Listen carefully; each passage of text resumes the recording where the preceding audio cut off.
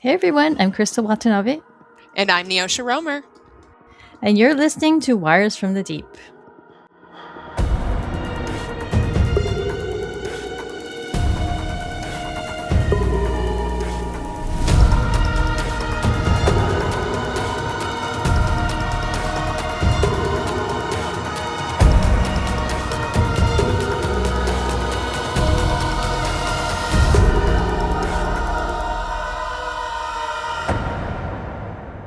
Welcome to Wires from the Deep, a Silo series podcast. Today is Sunday, August 2026, and you're listening to episode 36, a 250-pound pain in the ass.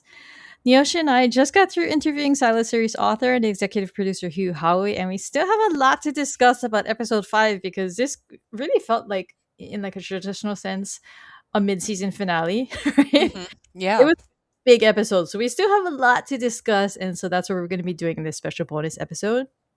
This episode was released on July 31st, 2026. It was written by Catherine DiSavino and directed by Eric Avellino. As we talked about earlier in the week, in our previous episode with you, we have a Silo fob to give away thanks to Apple TV. So we're still figuring that out. So we'll try to get the information on how to enter our giveaway next week. But just keep your ears peeled for that. So let's get to the episode breakdown.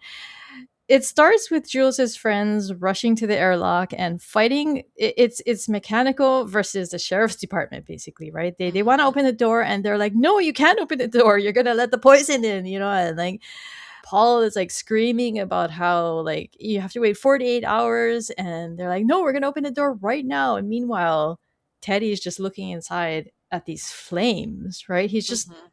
like, can you imagine what's going through his mind? He's just watching her burn. I mean, Right. and they open the door anyway, and it was so intense. Like Knox is screaming, clear the cafeteria, and like they take the door off of holding three and they use that as a stretcher, and it's like it was a killer opening. Yeah, and I mean, like, even the just sort of the slow-mo running that it starts with, right? Like, I Yeah, was like, where is yeah. this where did this come from after the end of the last episode? But yeah, I mean, it's pretty tense, especially, like, trying to, like, physically pry his fingers off the door handle. I know, poor Um, Hank, RIP yeah. his fingers. Right. To make sure that that door doesn't come open. And I like the way that they use black and white and transitioning to color, Mhm, right? To show like what we've already seen versus what we're seeing that's new, like mhm. bringing us back to this moment. I really like that. It's very subtle, but I think it helps us shift our mindset from like past to present kind of thing. Yeah, especially with the black and white framing of it. Again, like what you said, what we've seen versus, like, bringing us, back to what's we haven't seen, and so past to present. Again, I think they've been making some pretty good filming or shooting choices in this particular Hmm. season to just kind of signal, what's going on, and just sort of taking some of Hugh Howey's advice that we got from, our last episode, maybe might not be a bad idea to rewatch all this once it's out. Yeah, yeah.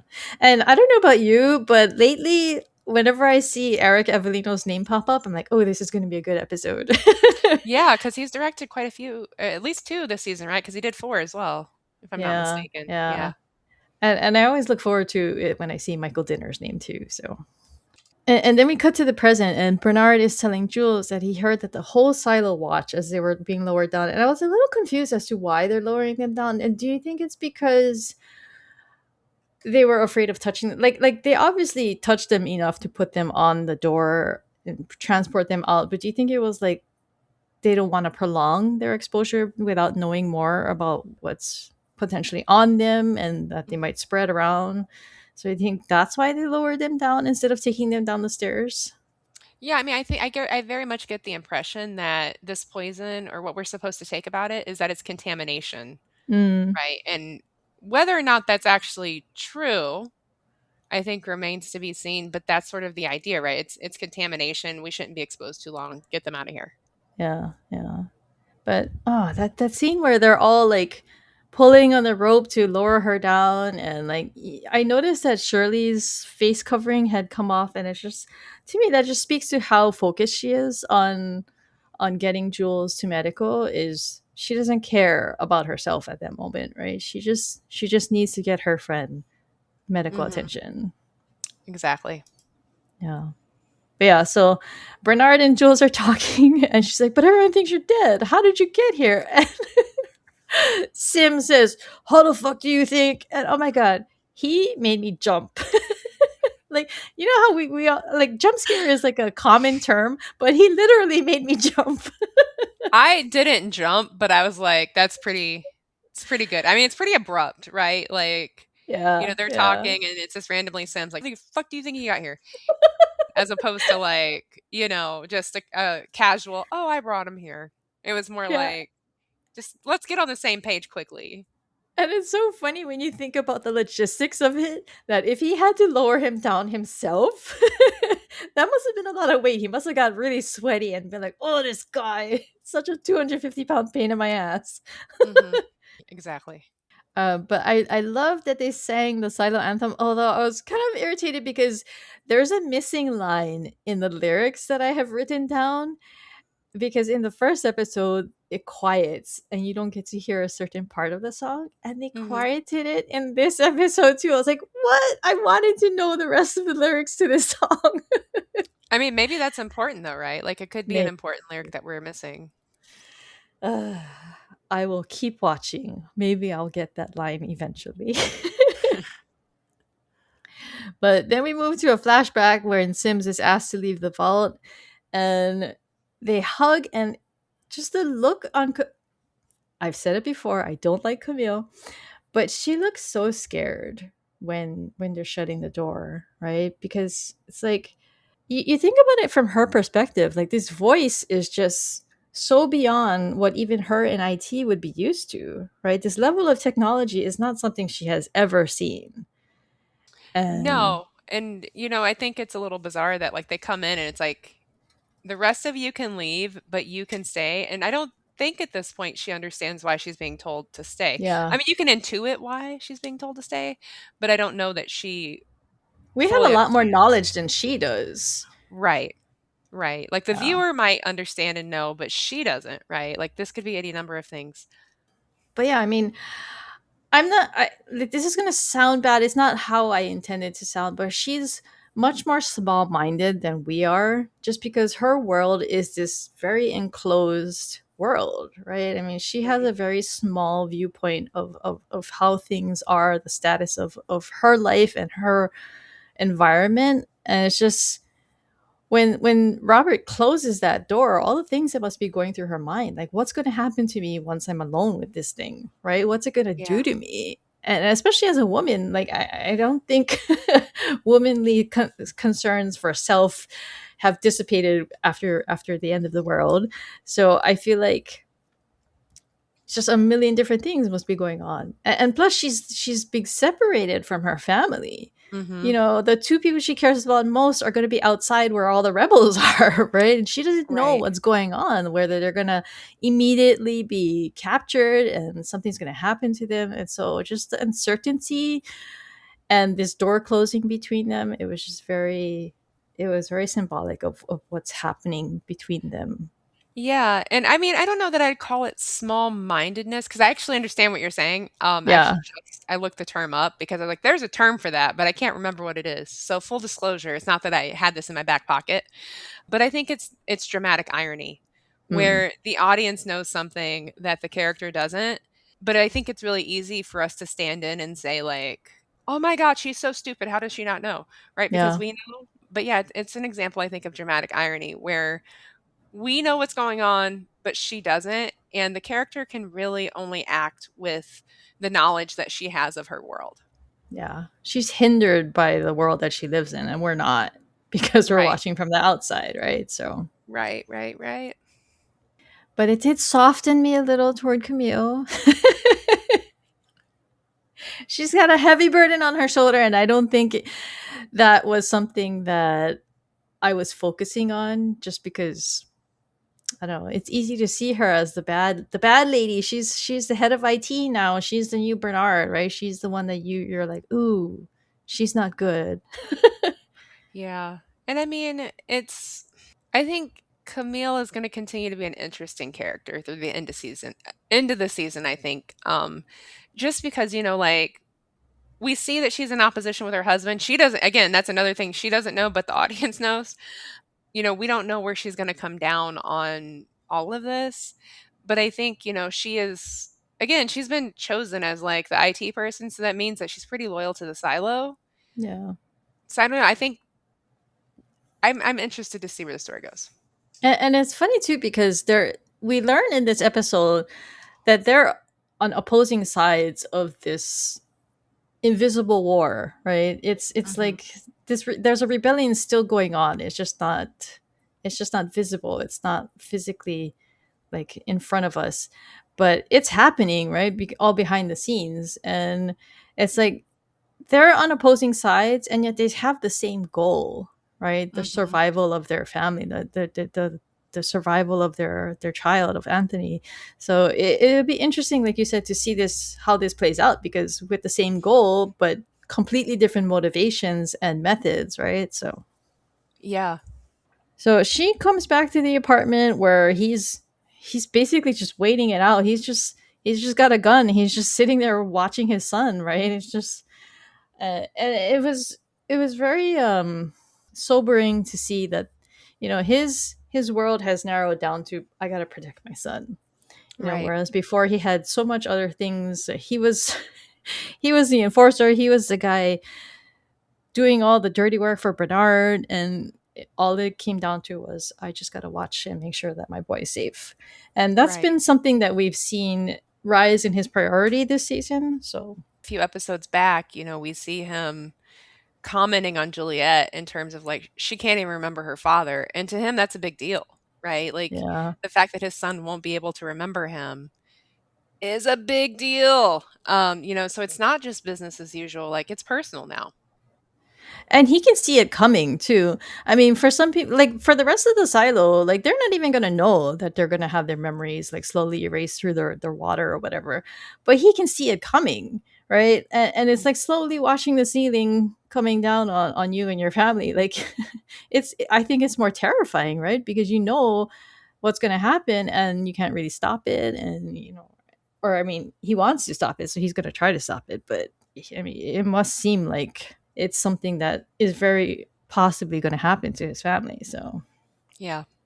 I mean, when she arrives, he's like, "Well, what happened?" And she's like, "I can't tell you." And it's like we talked about a bit about this with Hugh. Is that he has had to do all this dirty work, and his world shifts so that he realizes, you know, he's still doing all the dirty work and he still doesn't get to know the secrets, and he's like ping-ponging because he just got the fob from Bernard. He just got to go in the vault. He came so close to what he wanted for so long, and then to just get kicked out, and Right. then to have his wife come and say, "Oh, sorry, I can't tell you anything, but I need you to go do all this stuff."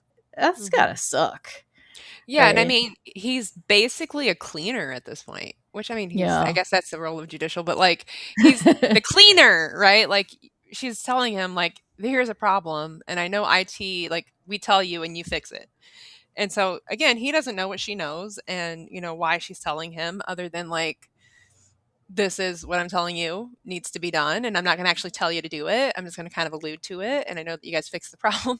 I mean, so it's a whole thing, right? And we kind of talked about this too a little bit previously, but I do think there's an interesting gender dynamic here at play because, like, it is the wife who is the one that's kind of in this position of being aligned with the state and or the government, whatever we want to call the AI or the overseer. But she's sort of in that position of being the authority, and he's the one who's taking the orders and kind of having to conduct this work to support that.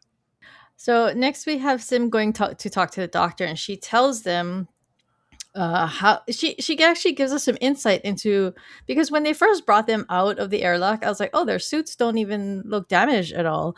And basically what I realized was they're burned because they were cooking inside their suits. Sorry to be graphic, but I mean that's and the doctor tells him that Juliet has burns on her neck and her arms because that's where the metal of her suit heated up, and that's what burned her. So Mhm. she was still protected, but she still got burns from that stuff. And then so Bernard's is much worse. And like I said, it must have just heated up a lot inside because he looked terrible. Yeah, I mean, that dude was cooking. Yeah, yeah, he was crispy. And then to have Sims come in and just start really roughly wrapping him in plastic because the doctor had told him, oh, you need to wrap him in plastic and put him in a bag and then go burn him up. Again. Finish the job. But oh man, I felt really bad for Bernard because I mean he's just like wrapping him up and then he puts the plastic on his face. And this goes back to what we had seen as like a Sims memory when Mhm. like or I think it was the first episode, and we had Mhm. talked about it on this show that we're not sure if that was accurate because at that point Sims could have been just an unreliable narrator, right? We didn't know why he was thinking that, why we got to see that, but it turns out that was true, that he did do that to Bernard and then he changed his mind. And actually, Bernard got to say a lot before he put the plastic over his face. Oh, yeah. Yeah, he gave him a lot of time to talk. But he tells him that, and I think the only thing that saved his life was the fact that he was able to tell him, you know, they can kill us at any time and Juliet knows how to stop it. So, Yeah. I mean, and again, like, Bernard woke up and literally just started talking, and I found yeah. that interesting, right? Yeah, I mean, that's all I have to say about that. Like, it's interesting, he woke up and he just started talking, like, it wasn't any, like, of his, you know, typical guarded BS. It was, "Well, here's everything you need to know." Yeah, because he's been holding it in for 25 years. He's going to Yeah. he's going to just let It's it all out now. it's actually kinda like, when you quit your job, like, and you were pissed off or you get fired or Yeah. something, and you just start telling everything you know? Yeah. Yeah. Yeah, it's kinda Like it. It's kinda what screw my happened. NDA. What does it matter now? Right. But this scene confirms what we suspected, is that Bernard did not know about the safeguard, and I've seen people unsure about this. They don't understand, like they thought that he already knew about it, but he did not. Lucas had to tell him, and that's what led him to go outside. Is he was just like, fuck this already. Right. But a big question for me remains is, why did the overseer tell Camille about that? So what do you think is the reasoning behind that? I feel like maybe it was because it was at a certain point in danger to the silo that I just felt that it had to be able to hold that over her head and threaten her with it. I don't know if it's holding her over her head and threatening her so much as, like, part of what the AI does with the head of IT has to be some sort of manipulation Hmm. in terms of, like, here's why we have to uphold the system. I mean, it's kinda like if you think about slavery in the US, that's the context I have for this. But there was this, you have the people who are enslaved, and then you have this, like, layer of people who are above them who are still enslaved, but they're the overseer, right? Like, there's the overseer and the master. The overseer themselves is still enslaved, kinda like Camila is, right? In terms of Hmm. she's still very much part of the system, and, if everything goes sideways, she's gonna die too.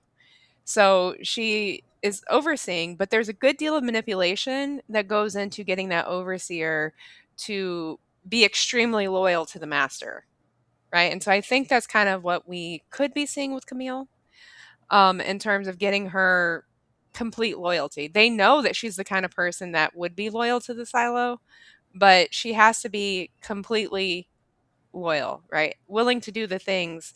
And that we talked about this like last episode as well. She has to be willing to do the things that need to be done, right? She has to Hmm. be willing to kill Juliet if it comes to it. So they show Sims running ahead of the porters, carrying Bernard down to the incinerator. He shows up in Martha's workshop and he's like, I need your help. We hate you. Why would we help you? I love that. Hmm. And it's so funny because it's been so mysterious up until this point. Like all the dialogue is like people talk, like they don't say quite how they what they could say to reveal things, but in this one everyone's just coming out and saying, you know, what the score is. My Right. wife is head of IT. She wants to kill Juliet, so you better help me if you want her to live, kind of thing. So I like that they're very direct in this episode. in everything. Bernard's like, we're all gonna die if you don't help me do this, and he's like, you need to help me, or Juliet is gonna die.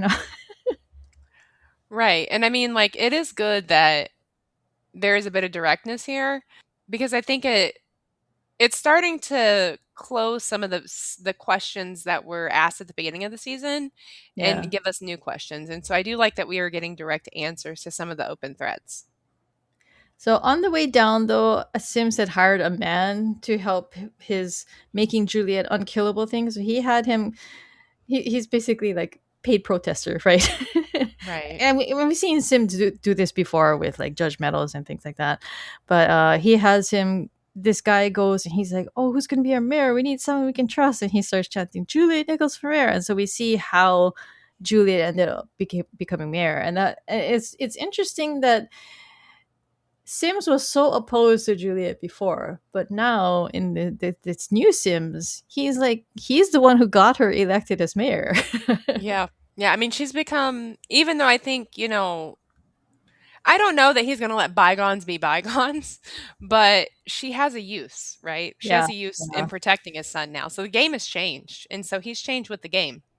And she's got something he wants, right? He wants this information about how to protect everybody very badly. So he's gonna do what he needs to do. And I think that's one thing that has held true with Sims over the course of the seasons is he does what needs to be done. And I mean that's why his wife goes to him, right? She's like, Hmm. I need this done. I need you to do it. Right. So next we have, I was really looking for hoping we'd see this, so I was very happy. But Martha is spooning food into a bowl and he's like, it smells like it's burning. He's like bitching. You burnt my food the last time.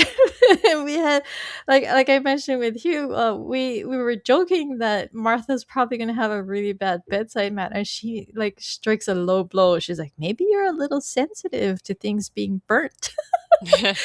But I mean, it was a low blow, but she actually got him to laugh. So Yeah. And I mean, like, again, he's not very popular among this group of people that now have to help his ass. So, you know, at least he's alive and being fed. Okay.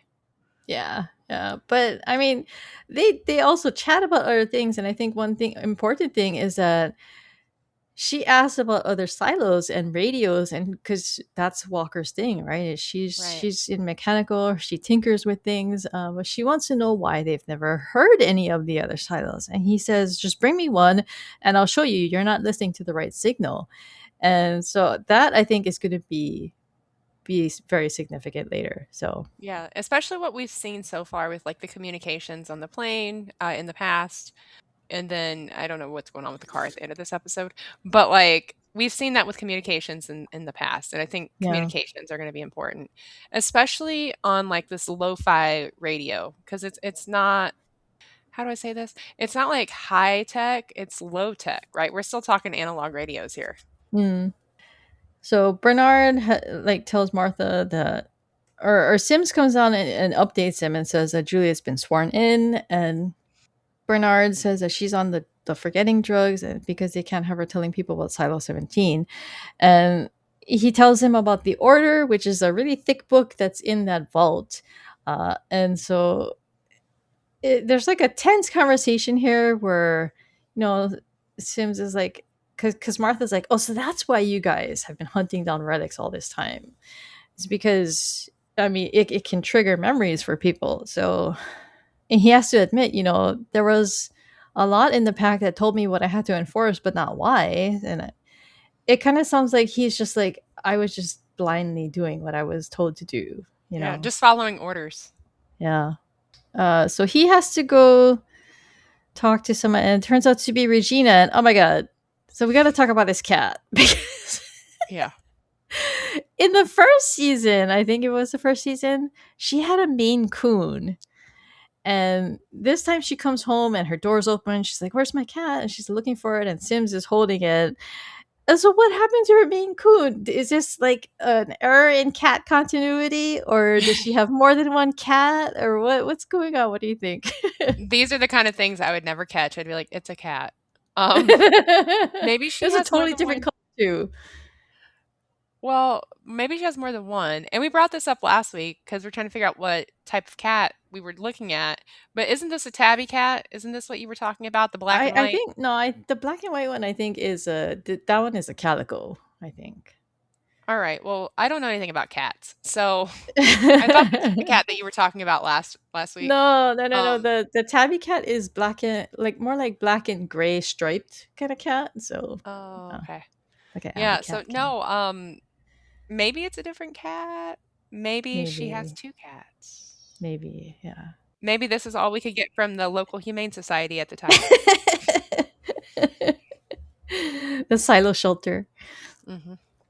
But we get confirmation here that it is Tim's working with Amy, and it's interesting to see how much insulation he's putting in between himself and Camille. He really wants to avoid detection because he's telling Regina to give these pills to get these pills to the nurse, and she's like, I don't know this nurse, and he's like, well, I'm gonna send someone who knows her. So he's like, there's all these different levels between Mhm. Sims and Juliet. He really wants to protect himself from detection because there's going to be Regina who's going to talk to someone else who's going to talk to the nurse who's going to do the thing to Juliet. So Right. So it's gonna be a while before I mean, if ever they find out who started this, right? Who sort of was the person that ordered the sugar pills to be delivered. yeah, yeah. So he's kind of like the CIA in this case. He's playing a heavy spy game. But I did want to point out that like I guess they're still in an area where the cameras are out because we had discussed the possibility of whether the overseer has extra cameras that janitorial is not does not have access to, but he seems to be comfortable talking in a hallway about his little silent rebellion. So I guess it's okay, and maybe the AI or the overseer does not have the amount of reach that we thought that it does. Yeah, I mean, it very well may not, right? Like, because, I think something that came up with our conversation in Hugh is, how do you suppress a population? And I'm not entirely convinced that you have to suppress the entire population. You just have to have the key points, right? You have to have the key points of control or pressure points that are well Yeah. under control, right? Doesn't really matter if somebody down in the mines is like holding on to a relic, does it? But it might matter Mm, if someone who's in a position to, make a stink or raise something has that relic, right? So I think there's just layers and maybe yeah, maybe the overseer doesn't have that much reach because, not all of these parts of the silo are equally important. yeah. So Regina tells him that she needs something to trade, and so she's like, "Oh, how about her badge?" She asks him for 10, and so it was so amusing to me that the scene we got to see with the fangirls is they were trading for basically knockoff badges. Mhm. Bernard, like we see Martha fiddling with the radio, and she's marveling that they all use a different frequency. He tells her that the order calls them channels, and so she rigs it to listen. She says that she's rigged it to radio to another silo's channel, and that down in the void they can talk to another silo without anyone else hearing. And Bernard tells her that Silo 1 monitors all active frequencies, so use it sparingly and talk in code. And this is the first in-show mention of Silo 1. So I thought Mhm. that it was important to note that. I know all the book readers and and us as mods on the subreddit. We've been waiting for this first mention of Silo 1 so that we can stop people from. We've had to delete so many comments and people saying Silo 1, Silo 1, and so finally we've hit the point where we can just relax on that front. Well, I mean, can you relax though? Because what if they tell us what Silo 1 really is? Because we can't figure Uh, out what Silo 1 is. yeah, I mean we still have yeah, it's ongoing issue, but yeah, at least like the term can be out there now. Yeah. And I want to point out though that all of this stuff with this radio, it happened months ago. It happened before the present time, Mhm. meaning that this was all before Julie gets her by the time Julie gets her memory back, this I'm gonna call them the Void faction has been potentially talking to another silo that whole time. And so the question for me is which one has Martha rig the radio? Like, whose channel has she gone to, and who have they been Mhm. talking to, and what had they been talking about? And I think that's one thing that they're obviously going to hide it. I think until the end, until they reveal that. But I feel like that's, it's there, but it's not something overt. So I don't think a lot of people are going to pick up on that. Yeah, and sort of what the significance is of her even having that conversation in code or just simply talking to, right? Because that's pretty powerful. The communication has been banned, and we know that even down in the mines, right, they can only tunnel out so far, and I assume that's because the other silos are within that range. They've been banned any sort of communication with other silos, so they're not supposed to be able to communicate with each other. And so that's a pretty big deal, regardless of which silo it is that they're Yeah. communicating outside. So Martha goes off to go get more food, and Bernard and Sims talk one on one. Apparently, Robert has been under quarantine, and it's almost up. He's going to go back upstairs. So I feel like they've been doing a lot of planning at this point, right? Mhm. I don't know how long, they don't say how long his quarantine is, but it sounds like it's been a significant amount of time, like at least a few days or something like that. So yeah, they've had a lot of time to talk things out. And he asked him, "Are you sure you don't want her off the drugs immediately?" And he says, "No, that's going to be too suspicious." And he tells him he's indispensable, and he's really impressed with him and how he's handled everything, but that he's glad that he didn't make him his shadow, because he says, and this is a rare moment, or maybe even the first point of just direct honesty from Bernard. He Mhm. says being the head of IT is a brutal, thankless, impossible task. And he says that it's no better for the shadow, and that's why he's glad he didn't put that on him. And I thought it was really touching, because I feel like this is probably something that Robert has wanted for a long time. He wanted that shadow job for a long time. I think I kind of feel like maybe Bernard is like a kind of like a father figure for him, you know, in some way. And to have him to be rejected by this man continually over the years, I get the sense it stings a lot more than maybe he has put forth externally. That and I mean, like, think of just the stuff we've seen him do over the course of these 2 seasons prior to this. Like, he's done so much for Bernard, right? He's the cleaner essentially. He adheres strongly to the pact. He does all of the thankless work that Bernard tells him to do. And so, yeah, he wants to get promoted to Shadow. And I think what we see Bernard here telling him is like, you might get promoted to Shadow, or, you might be able to step into that role. You might eventually be able to step into head of IT, but it's still going to be a bunch of like cleaning things up. It's never going to be Yeah. this like, it's It's not what you not think what you it is. think. Yeah, exactly. Yeah.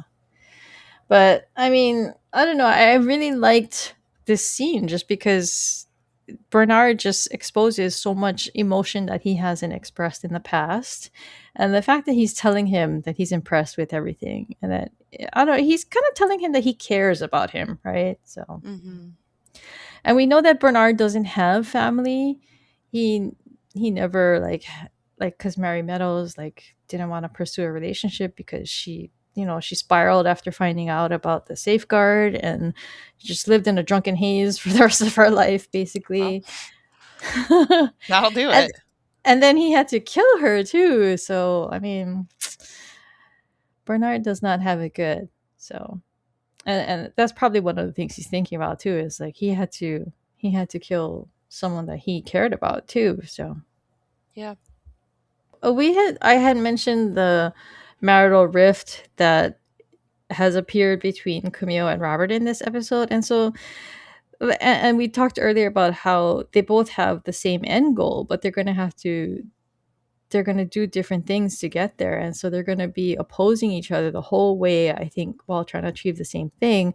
But do you think that this is something that their marriage can survive in the end? Because, I mean, they may have a mutual goal, but they're going to have to do opposing things, and it's going to wear at their trust in each other. And I don't know. It's, I mean, I kind of have to question whether or not it even matters, just based on how we've seen relationships form in the yeah. silo.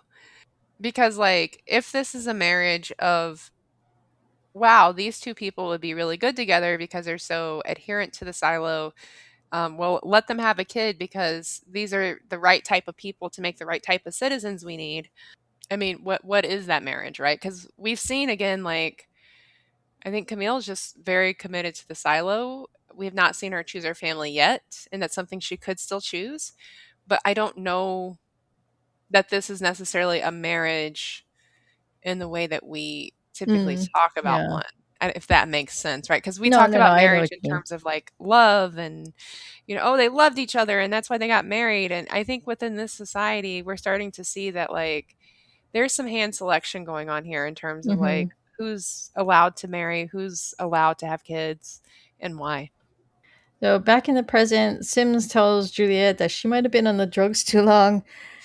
They remind her that when she met Bernard outside the airlock, he told her that they could kill them at any time, and she said maybe not. So that's what they're seeking. They want to know this maybe not, and because what just to recap, like what happened after this, she said maybe not, is the door started to close, and so they rushed back in, and then the fire happened, and then from there things have progressed how we've been watching the season play out.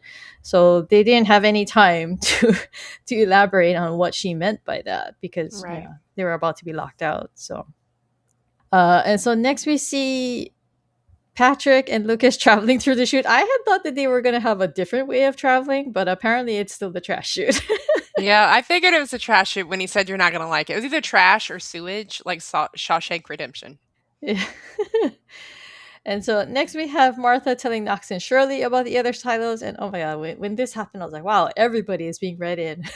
You know? You got to get your players on the board, okay? Yeah, yeah. But she's like, okay, so because Juliet went down into the void, Camille might come down and she might go in there, and I need to hide something. I need to move something. She's like, it's about 250 pounds and it's a pain in my ass. And I love the way that Knox figures it out. He's like, you gotta be fucking kidding me. He's alive. Yeah.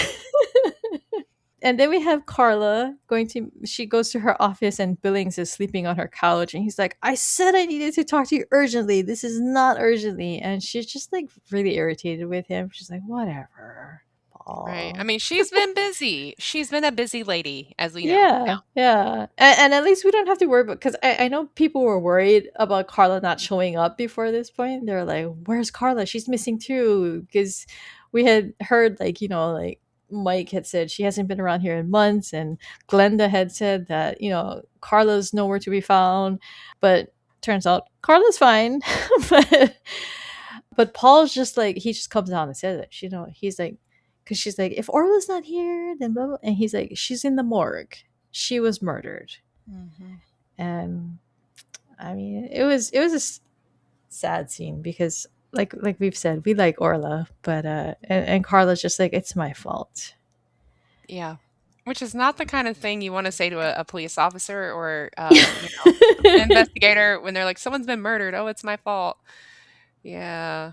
Yeah. Anyway, go ahead. Sorry. That's the point in the procedurals that we watch where it cuts to commercial. Right. It's my fault. Commercial. So we go back to Patrick and Lucas, and they're going into the tunnel in the dark. And Lucas is like, "Can you just light a match?" Patrick finally does, and Sims is standing right behind him. He I grabs him, know. and they scream. Holy cow, that scared me too. I could sense it coming, but some of those jump scares where it's going to happen, but it scares you anyway. Yeah. So I want to know, like, how many more jump scares does Common have left on his contract to fulfill? Oh, I mean, it's a good person to do a jump scare when you think about like what we've seen the character do and how we've seen him so far. he's And so he's when got a he just starts boogeyman appearing, reputation. yeah, Gotta uphold that boogeyman reputation. yeah, just appear out of nowhere. But so he takes, like, Jules is behind him, and so he takes Lucas and Patrick, and they all go to Martha's. And I love this scene because it's like, all these people are all suddenly in the room together. We've been watching them all separately, and it's one of those things where you're like, if this person would just get together with this person and talk, things would be so much smoother, right? And Right. so now we have all of them in the room together, including Regina, and she's got her box of relics that she's that Sims has had her trading away for, uh, but Jules looks at them, and there's like the Jacob's toy, there's the dog toy that she fixed, there's the page from the Georgia guide, Mhm. and none of it triggers her memory.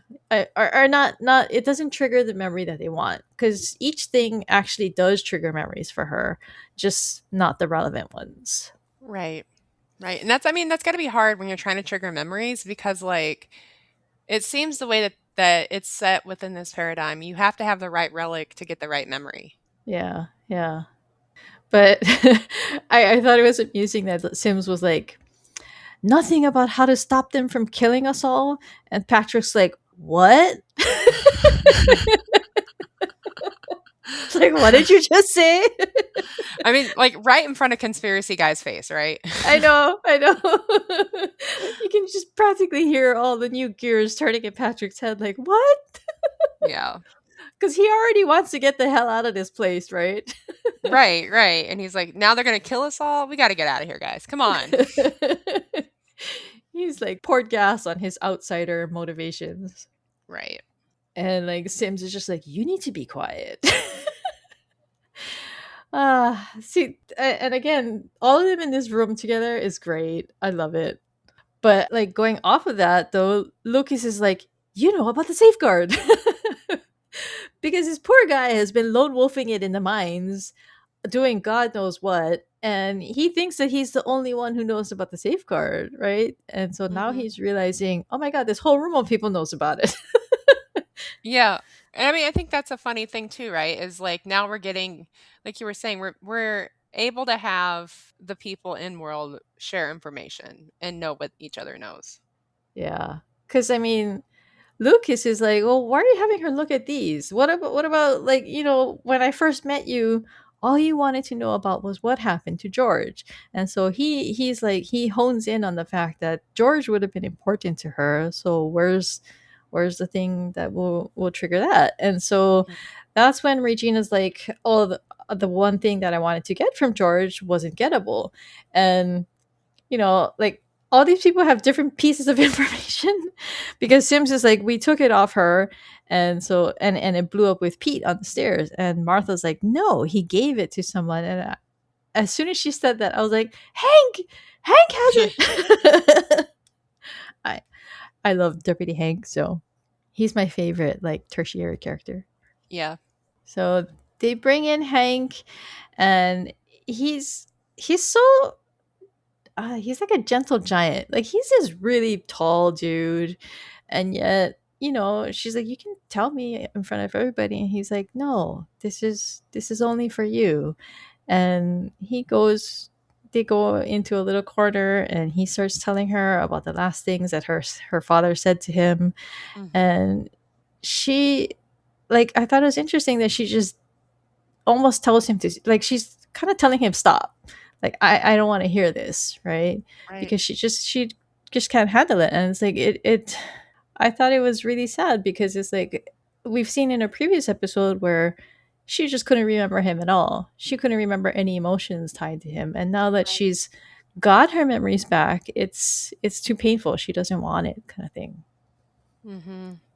But the watch ends up bringing back memories of George, but not the ones that we need. So, like you said, it's like it's not like a crapshoot, but it's like having a bunch of strings, right? And you need to pull a Mhm. certain one, but you don't know which one, so you gotta just yank on one and hope that it triggers the thing that you need. But yeah, it's not working. But this whole time, I was like, this fucker Robert has that duck in his pocket. Just say something. I was like, why are you waiting? The dramatic not dramatic irony, but we gotta make sure it's dramatic enough for us, right? Yeah, yeah. I was like, God damn Sims. just freaking say something.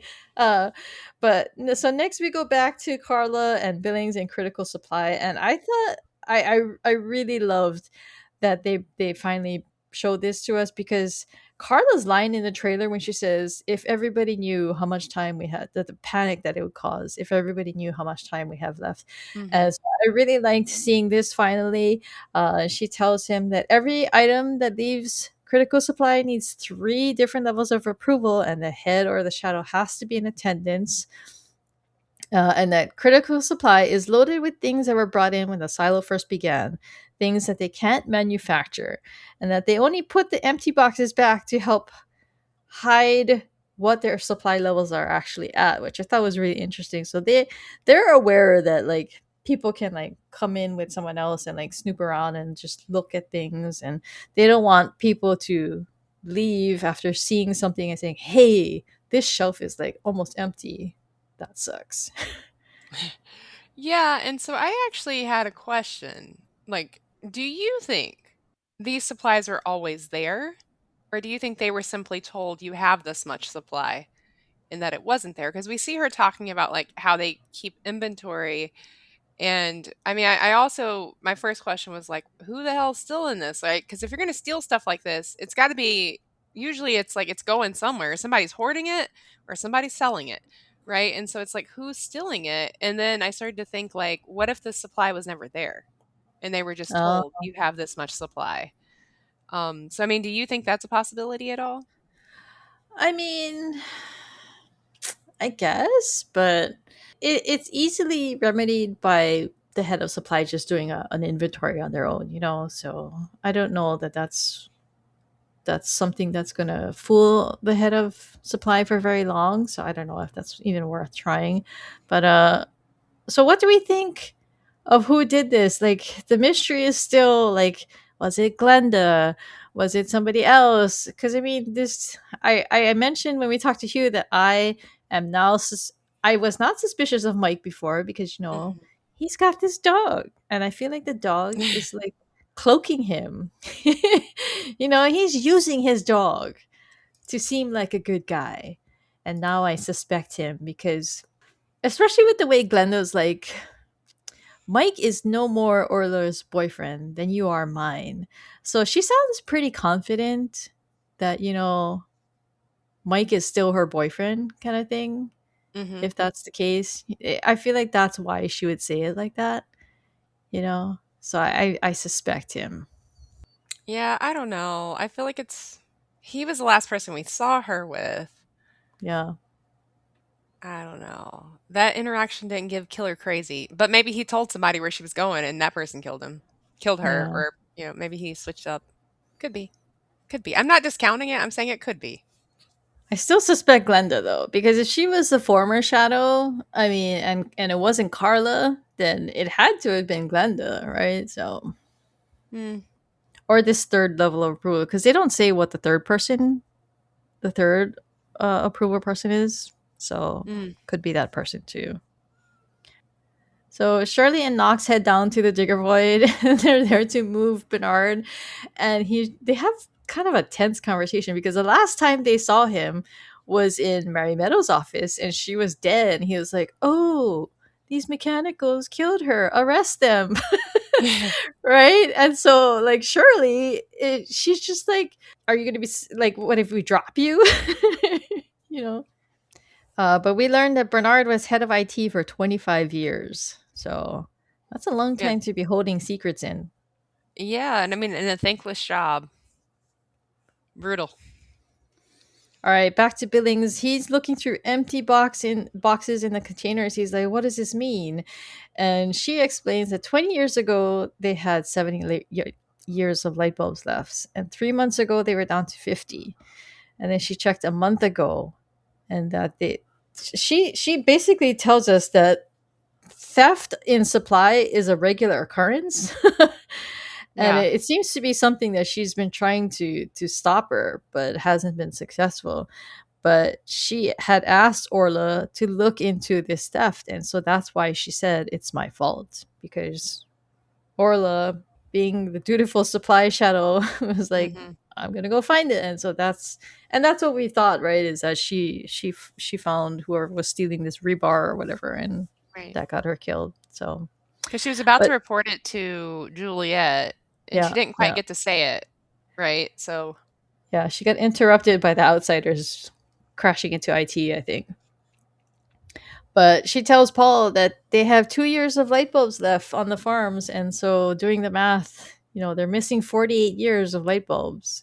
Somebody's been taking quite a bit out of supply. So, and I think it was important. Like, why do you think he was looking? He was not just looking through those big metal boxes, he was looking through individual boxes.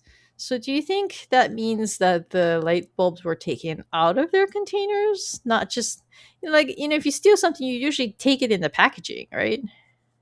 yeah, so see, this is kind of why, and maybe I should have reserved my comment to this part. I'm wondering if they ever had the supply they thought they had, Uh because it's really easy to just like put stuff in there and be like, these are light bulbs. But then when you go looking and you realize, like, because she would have had to open every single one of those light bulb containers to yeah, figure out that there's no light bulb in there. yeah. Um, so like I kind of wonder, like, if this is sort of the government is saying we can live here for this many years, but like they couldn't actually provide enough support for that many years. I mean, we're not going to tell you that you can't actually stay here for 70 years, but we might just tell you you have 70 years of supply and then maybe you only have 20. Yeah, But and like we know that there's a tunnel at the bottom of the silo. So like Mhm. a big question is, like, they've never answered this yet. Is where does that tunnel lead to, and who can? And if there's this tunnel, somebody could be coming in and out of the Right. silo without being detected, right? And you look at the critical supply warehouse; it's huge. So I mean, what if there's a back door in there? Somebody can Yeah. come in the back and remove things for whatever purposes that they, for whatever reasons that they have, kind of thing. So, What like I how find you said, like maybe oh, their supply was, like it might even be like some form of punishment, from Silo 1. Maybe it's just like, oh, these people in Silo 18, um, them and their rebellions. Let's go take 20 years of light bulbs from them. you know? I mean, that would make sense too if like Silo 1, because I've not read the books, so this is not a spoiler. This is just me using my imagination for what Silo 1 is. Like if Silo 1 is like the central authority and, they're like upset, or I mean actually, sorry, let me roll that back. If Silo 1 is the central authority, it would make sense that they would have a way to get into all of the silos. Yeah. Also too, if you're gonna steal something, it would make sense to maybe take the item but leave the packaging. I know, like, for example, when I worked at Yeah. Walmart, it was really common to, like, go find empty packaging all over the place because people Oh stole my the item, god. but not the package. So, I mean, that does lend credence to the fact that maybe this was theft. But, like, I just kind of wonder too, like, I don't know, I don't trust the government. Like, the show is telling me not to trust the government. So, Yeah. that's why I'm kinda like, did they ever really have them, and how did we know we had them? Yeah. Um, but I think Carla, what she's telling us here does support the idea that maybe they did have them, because if she knows that 3 months ago they had 50 years, and then she checked a month ago and they only had 2, if she's telling us that she's actually physically done these checks, then maybe that is what we're supposed to believe, that they had them and someone's stealing them.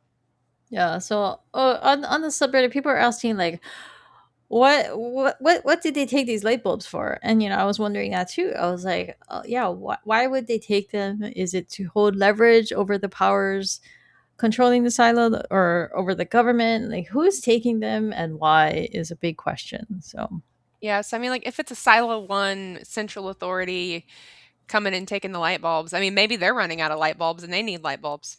yeah. Yeah.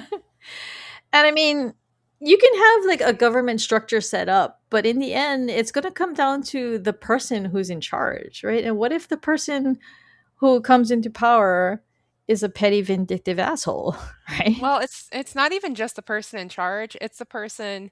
I had a professor in college that said something kind of profound, in terms of, like, American history, and it's that, it all comes down to whoever holds the land holds the power. and like this connection between land and power. And I think that's so true because like whoever holds land holds resources. Mm. So whoever holds the resources in a place like the silo, specifically the kind of resources you need to keep the lights on, to keep the food growing, um, because like I didn't get the impression that people would starve before all the lights went out. So I mean, it's going to get chaotic. But whoever holds those resources holds the power. So yeah, I mean, she did say we're gonna die in the dark, so exactly. That's what I'm saying. Like I didn't get the impression that we would die. Well, I mean, maybe. I guess it depends on when the light bulbs go out. yeah. They sure are burning a lot of light bulbs down in the Digger Void for Bernard's little hospital room. Yeah, like turn the lights off, guys. I Turn those lights know. off. Where's the dad to come tell you shut these lights off? Yeah, who's paying this electric bill? Robert takes Juliet. He's like, we got to go back upstairs. We've been gone too long. So, and I thought this was weird because the last we had heard Robert leaving Camille, he had told her he's going to go downstairs, look for Juliet, and he's going to kill her himself, right? He's going to take care of her. And so I was a little confused as to why he's bringing her back and what he was going to say because yeah, he was supposed to have taken care of her. He's supposed to do his dirty work, his cleaning, like you talked about. Hmm. But they get up to level 95 and I was just like, dude, you made her walk up 50 fucking flights of stairs before you finally got the courage to admit that you got this damn duck in your pocket. That's a lot of steps. I mean, yeah. Oh. I guess he the fact that he finally did it, right? It's not how we got here. It's sometimes it's just the journey, Crystal. It's not the fact that we but, did 50 flights, it's the journey. but I mean, speaking of 50 flights, though, he is weighted down by this guilt. And I think it's like kind of like a source of shame for him. And he talks about it with her. You know, he says that, it's stupid. I thought that I could keep this for my son. I thought that this would help him remember me if the vitamin D plus was released. And, you know, it's this shame that he has that he was putting his personal relationship with his son first. I thought was really interesting, and it's a peek into his character arc. We talked a lot about that with Hugh, is how he's come along this kind of redemption arc. He's gone from boogeyman enforcer to caring dad who just, he just loves his family and he just wants to make sure they survive. And in the meantime, he also wants to make sure everybody else survives too. Yeah. So he finally gives her the Pez. She clicks the top, and her memories come back of Solo and the safeguard. And I really like this flashback. I just love Solo, so I like seeing his face again. Just hearing his voice and everything like that. His voice is very comforting to me. And Jimmy was a favorite character of mine in the books too. But she doesn't know where it is. So I have to go, I didn't get a chance to go back to that episode, to I think it was the season 2 finale, where she's talking to Solo in his family apartment, and they're talking about the safeguard. They're looking at the blueprints, and I think he was telling her that my mom found out where it is, right? This pipe that pumps it in. I thought he said that it was in Judicial, but Jules says she doesn't know where it is, so she has to go talk to everybody else. And so, did she just not get all her memories back? Is that why she doesn't know where it is? Because I thought she was coming back with the knowledge of exactly where it was and how to cap it. I got that impression too. So maybe that memory didn't come back to her, Yeah. or And, there's some but but reason why who she is, doesn't but think who is she it's gonna right. talk to that's still down below that's gonna be able to tell her? Like she says, I gotta go talk to the others, and then they split off. But or do you think she still doesn't fully trust Robert? So maybe she's like trying to distance herself from them so that she can go tell her actual friends. Or maybe just she doesn't trust her memory. That could be part of it. Hmm. I don't know. Yeah, we'll have to see. But Camille and Robert, I really like this, the way that they shot this is she's standing up top, at the top of the gap, and he's standing at the bottom of the gap, and they're just looking at each other. And so I've seen a lot of different viewpoints. This seems to be really subjective, because I've seen people saying that he looks scared. He's like, oh shit, she's on to me. And he's, he looks at her with trepidation. But for me, I don't know that I saw that. I think he was just apprehensive. The two Yeah. of them are looking at each other like, what's going on here? Because I think, but because she was running down the stairs to get to this gap. So she has learned something, I think, that we didn't get to see. Because Mhm. why else would she be rushing down the stairs, right? To go down there. So Yeah. It'll be interesting to see how this plays out in the next episode. yeah, I mean, I talked about their marital rift, and I thought it was really interesting that they're looking at each other across this literal physical like Mhm. gap in the staircase, and I love the symbolism in that. So Yeah, which is, I mean, we've seen that throughout the season, or at least a couple times a season, where they're quite literally at the opposing ends of, yeah, yeah. wherever they are, right? So they're in opposition. And then we get one final scene, and this one goes back to DC. And it was interesting watching this episode like this, because it's very different from the other episodes in that it was fully focused on Silo 18 all the way Mhm. through until the end, where as opposed to how they've been doing it like piecemeal, like switching back and forth between timelines. And I can still see why they did it the way they did it with the first four episodes, because I feel like they needed to show everybody how the past was tying into the future, like how the past, like this is the origin of this thing in the future. So Yeah. And I mean, I think I watched the whole episode and I didn't even think we were gonna get the flashback. yeah. At the very, we got it at the very end. I was like, oh, this must be, the one episode this season where we're not flashing back anywhere, but we did. But yeah, we get a mention of Per Stinson, who's going to be played by Colin Hanks. And but Daniel's telling her that Sam, he got a call from Sam at the call center, and that he actually dodged bullets with this guy, and he's never heard him that scared before. And then he tells her that Per Stenton was on the Nimitz, and just to refresh people's memories, that is the aircraft carrier that Charlotte's plane was, or squadron was, Yeah. based out of. So he was on In- the ship when she went on her mission. So Interesting to have this civilian, I assume contractor, on a ship that is essentially launching a top secret mission. hmm It's pretty interesting how this is kind of aligning. Which I mean, we haven't seen Paris Stinson yet, but we talked a lot last episode about who this white-haired guy man or who this white-haired man is, and like who is he working for, and how does he have such resources? And he's either a government cleaner or he works for this Paris a Stinson guy, right? billionaire. Yeah, Yeah, yeah, like he's somebody who's fixing stuff. And so I found that to be really interesting. And I don't know, just sort of my prediction for the next episode, which this is not a spoiler because I don't know, but like this is a prediction.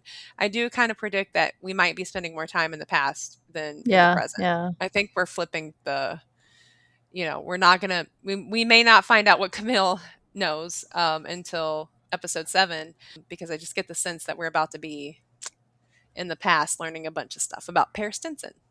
Yeah, and I mean, we've seen a lot of things in the trailer and in promo videos that there's a lot to come, and there's a lot of time that needs to go by in the past storyline.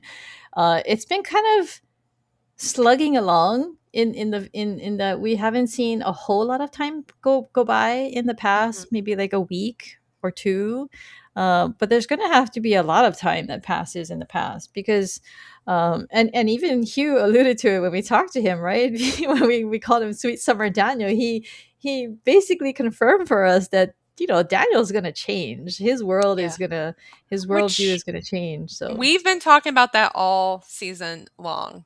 in terms of like sweet Daniel, he's going to have to toughen up, and it's probably coming, right? Because he's going to learn some hard lessons about the world, especially if the world is like in complete chaos, right? And Yeah. he's also, I think, now that we've been talking about Sims this whole episode, I mean, to me it seems like he's very much in the same position that Sims is in, right?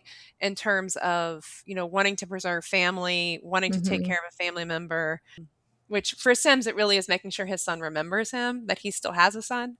Whereas for Daniel, it's like making sure his sister is alive and right, and she can eventually remember as well. So I Yeah. do think there is some, parallel going on there with, where Sims is and what Daniel's up to in the past. And, we might see them act in opposition where, we talked about this with Hugh Howey, which is, Sims is acting like a dad. He's making decisions based on his family, not necessarily the silo. Whereas I think with Daniel, we might see him go the opposite way. Interesting. Yeah. I'm sorry, I was just riffing. No, That was no, a riff, no. Guys. It's not like I don't know that to be true, but just a sense I get because it kind of makes sense with the narrative. But we have 5 more episodes. But yeah, that's the end of the episode. So we got to knock off a lot of the scenes from the trailer, like Jules being lowered down on the door, and Carla talking to Billings about how much time they have left, taking him into critical supply. But we do still have quite a few scenes from the trailer left to see. So hopefully we'll Yeah. see that play out over the next couple of episodes. But let's talk about the Shirley hate. So yeah, I mean, with the Shirley hate, it's really interesting because like a lot of people have been talking about, how she's treating Jules, right? Like this is her best friend and she's like lashing out at her. People say it doesn't make sense. And I think something we've talked about is, Jules definitely is being manipulated, right? Like she's being given a Yeah, memory drug to suppress her memories or remove them altogether. And I think we see her as the victim. It's easy to see her as a victim, someone who's being played, someone who's being manipulated. And, you know, what about Shirley? Like, Shirley is also someone who is a victim of this manipulation because she lost her friend. And I think people have a really hard time with, like, the idea that just because someone is hurt, that the people around them can't be hurt by them, or that the yeah, situation that put that person in pain doesn't hurt that person. I don't know if that makes a ton of sense, but like what I'm saying is sometimes when we're hurting, it can impact other people as well. yeah. And, it's not just about Jules, the people around her are also going through this as well. Yeah, because I went to Spider Man Brand New Day on Thursday, and by the way, that movie made me cry more than any other Marvel movie. But it's like that movie focuses a lot on his two best friends not knowing him, and so I kept thinking about Shirley's line when she says to Jules, "Do you have any idea what it's like to have your best friend not know you?" And she sounds in pain when she says that. And I got to Mhm. see that quite a bit when I went to see the Spider-Man movie because we get to see how much pain Peter is in to have his two best friends in the world have no memories of him. And it's that was a source of a lot of like emotion for me. It's just he's going through so much and Yeah. he feels so hurt and it's not even their fault, right? Right. Because he did that to them. He asked Doctor Strange to take everybody's memory of him away.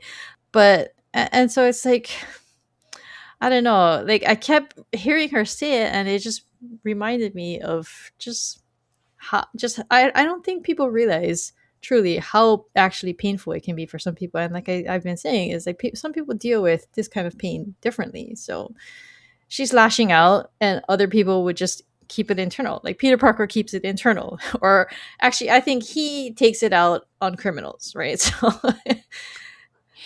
Well, and I mean, also too, I think we've seen like some of our shared like media interests where this storyline comes up in different contexts of like, oh, it's a different universe, different timeline, memory lapse, like whatever the case may be, like where you see a person and suddenly they don't know who you are, like they look right through you. And it's hard it because like you have this hurts. whole this shared history with them, And then I imagine it's hard for the person who lost their memory or, whatever the case may be, because then there's a whole shared history with them that they don't know either. But like, it's hard. I think it's easy to lose sight of the fact that the person who remembers is also going to hurt, I because of think they what's would lost, actually be hurt a lot more. So because they know what they lost, right? I mean, I haven't seen Brand New Day, but Peter Parker knows exactly why he had to ask Doctor Strange to do that. And I actually forgot about why he did it. I remember what he did, I don't but I remember why couldn't. either. I think it's because in the last movie, everyone knew who he was, Oh, and he the had to the wipe his memory, the wipe the multiverse thing or memories. something, right? To Yeah, I had to prevent some wipe the kind of split. memories of everyone knowing that Peter Parker is Spider-Man. And so he had to wipe their memory of Peter Parker, if I remember correctly. I remember that part. I didn't remember just sort of like how it went down, but because it was so sad, right? Like he goes Yeah, at the end of the last film and he sees MJ and she doesn't know who he is. Also, Tom and Zendaya, like, good for them. You know what I'm saying? they're so cute. I love them. Good for them, those crazy kids. Anyway. Okay. I mean, I just went through what I watched. I went to Brand New Day, so and I haven't been watching. I've been just watching picking off FBI episodes, so there's Mm. not much update on that front. But we talked to Hugh, and he said he just watched Widow's Bay for the second time, and that's definitely on my list. I got to go back through. I've been meaning to do it. I Yeah. just haven't had time. I should watch that again because I watched it all pretty much in one sitting. I mean, like, I shouldn't say one sitting because I did a couple episodes the day before and then just did the Yeah. last 8. So I mean, maybe I should do that. I still love the episode. I don't. It's 8, 9, the one with Patricia and the boogeyman. Oh, that's so funny. Love that. Like, I wanna go back and watch that specifically, but, I watched the entire season of the new King of the Hill, so season Yeah. 15 of King of the Hill, just 10 episodes, short episodes. Still a very funny show, like, Yeah. I was a kid when it was on originally. I don't remember when it went off, but, like, for most of the run, I was a kid, and so I don't remember it being so, like, just on point socially, but it's on point, like, with some of the commentary they make. So I really enjoyed it, but Is that's this really one been. still is it still Mike Judge? Yeah, it's still, Oh, okay. is it, Greg Daniels and Mike Judge, I think. Oh, okay. Yeah, so it's still the same people, it's just they've aged, like, so Bobby, He's is an older adult. now. Yeah. Yeah. If I could only recall one line from King of the Hill, it's a Bobby line when he says, "All sloppy, no Joe."